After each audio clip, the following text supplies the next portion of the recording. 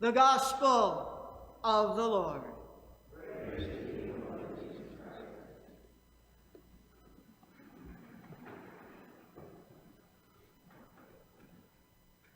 This past week, there was a special on PBS, and it was about CRISPR technology. Now, I'm not going to go into that because that's not necessarily important, and I'm sure it will come up later down the road. But CRISPR technology is about gene editing, and it was quite an interesting documentary. And the one thing, it was divided into chapters, as they called it. And as I was watching it, I thought in my head, wow, if you look at this technology, these people, in a sense, can be playing God. And sure enough, the last chapter was labeled Playing God. And the thing is, as I said, it's not about gene editing, but how many times in our daily lives do we play God, thinking that we are better than the other, and we have a right to condemn them and put them down. Just look at social media. Thanks be to God, I'm not on social media. I hear more than enough from people who are. But it started out really as a way to keep in touch, to share photos when grandparents lived very far away from their grandchildren and could stay in contact, seeing them grow up. And then, of course, the memes came around and everything else that was fun. But then, at times, more times than is comfortable to say, people are vicious on social media because someone has a different opinion than someone who posted something, and they lay into them.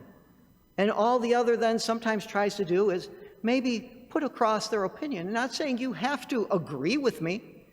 However, we should always respect the other's opinion because they were given that freedom, not by one of us, not by any laws of our country or the world, but by God.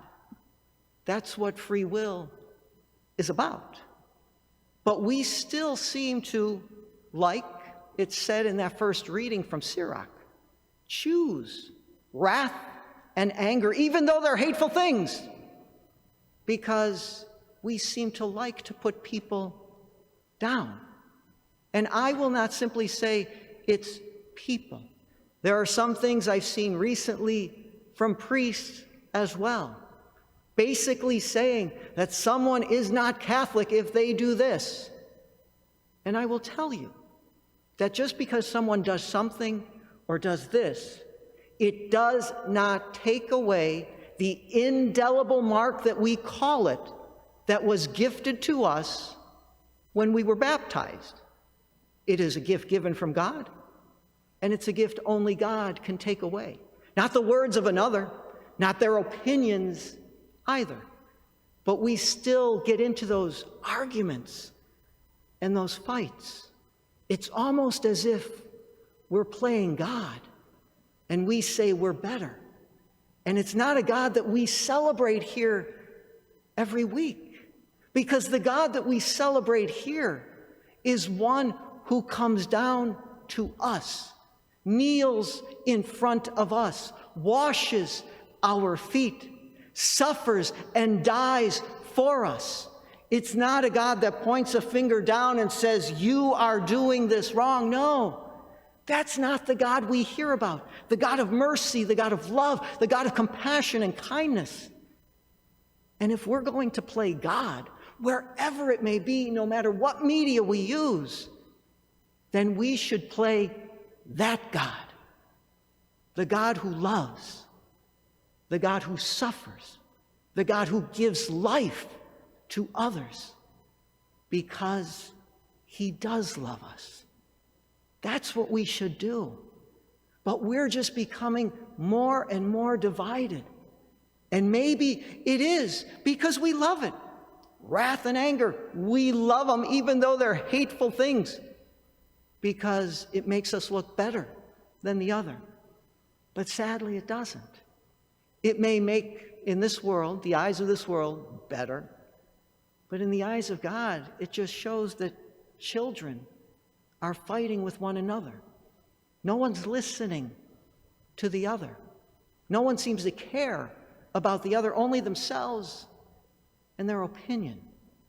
And that's a sad reality of the world that we're in.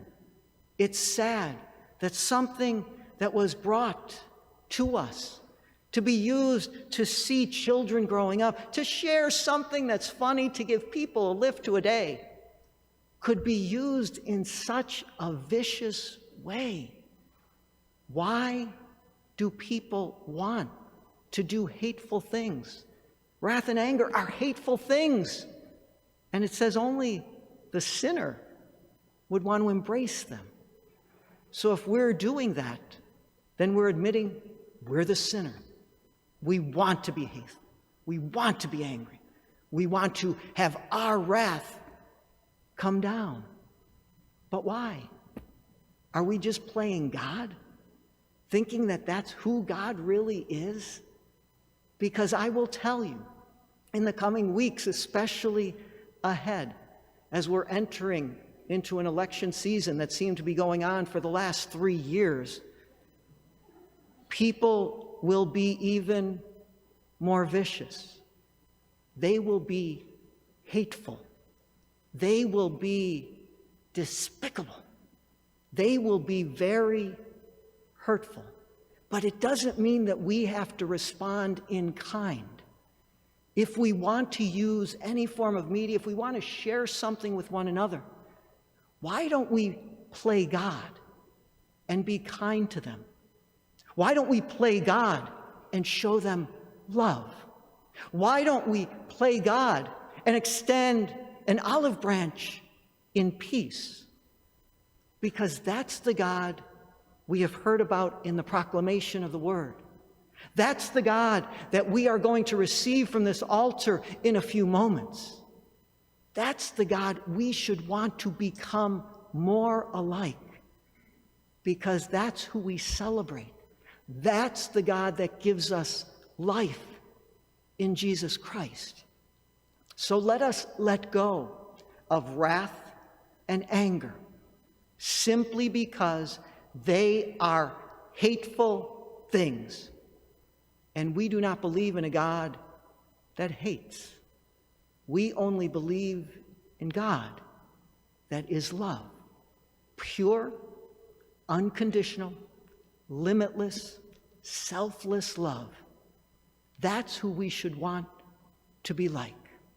If we're going to respond to anyone, in person, through social media, sending an email, text, whatever it is, we should maybe want to play God, but not the God that we have created of wrath and anger.